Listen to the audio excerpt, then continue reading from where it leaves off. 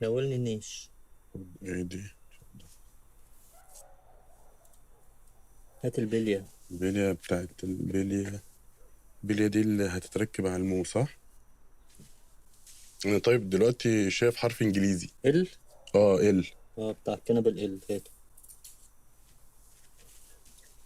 طيب دلوقتي في حرف ناقص. مصنع ومعرض. هي مصنع ومعرض. الضاد، شوف لي الضاد. الضاد. لا في صاد.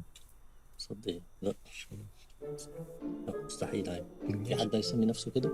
ممكن يبقى متصالح مع نفسه زي مطعم الجحش. ايه يا عربي اللي بتقوله ده؟ ضاد. مش عارف مفيش ضاد. فين؟ وبعدين هو امتحان املا اكيد الراجل يعني مش هيدقق على النقطه دي يعني. ايوه هيدقق، لو لقى مشكله في الفاتوره هيكلم نمره التليفون اللي على الفاتوره، فامي هي اللي هترد. طيب يعني مش الحاجه دريه امك هي اللي لها علاقه بالموضوع؟ ايه المشكله؟ وانت اصلا بتتدخل ليه يا عربي؟ الله ما تساعد وانت ساكت، دي مواضيع بينا، في ايه؟ من العيله يا دكتور على فكره.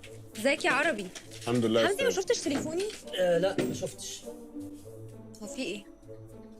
مفيش. انت خبيت ايه؟ انا ما خبيتش حاجه. ما تخافيش والله يا مدام، ده مش جواب من هايدي صاحبته اللي كانت في الجامعه. انت بتجاوب ليه يا عربي؟ هي سالتك ده جواب ولا لا؟ انا بلحقك يا دكتور، انت مش شايف انت كنت عامل ازاي؟ كنت متوتر قوي. امال هتعمل ايه قدام صاحب المعرض وانت بتدي له الفاتوره؟ ايه هو اللي انت خبيته ده الفاتوره؟ انا كنت عاملها لك مفاجاه. ماشي، انا فاضيه بكره ونبي. لا حبيبتي انا فاضي، انا سيبي لي انا الموضوع ده. انا هرجعه. هو انت مش راضي تفتح درج ليه يا حمدي؟ اوعى.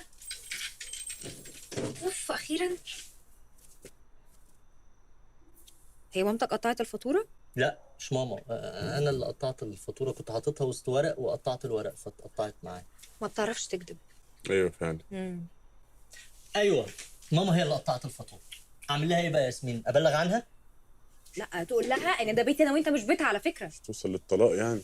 انت مش ليك ان العفش يرجع؟ ايوه انت ما رجعتوش ليه؟ ايه اللي حايشك؟ عشان مش لاقي الضاد. اكيد مش هتطلعوا عشان ضاد. بسيطه.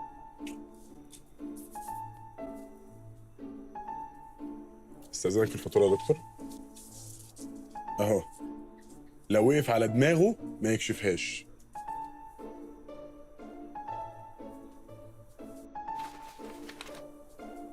تمشي؟ لا انا اللي همشي.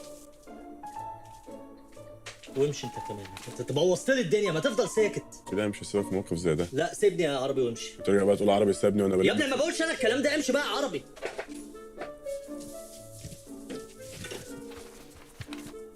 ما تمشي.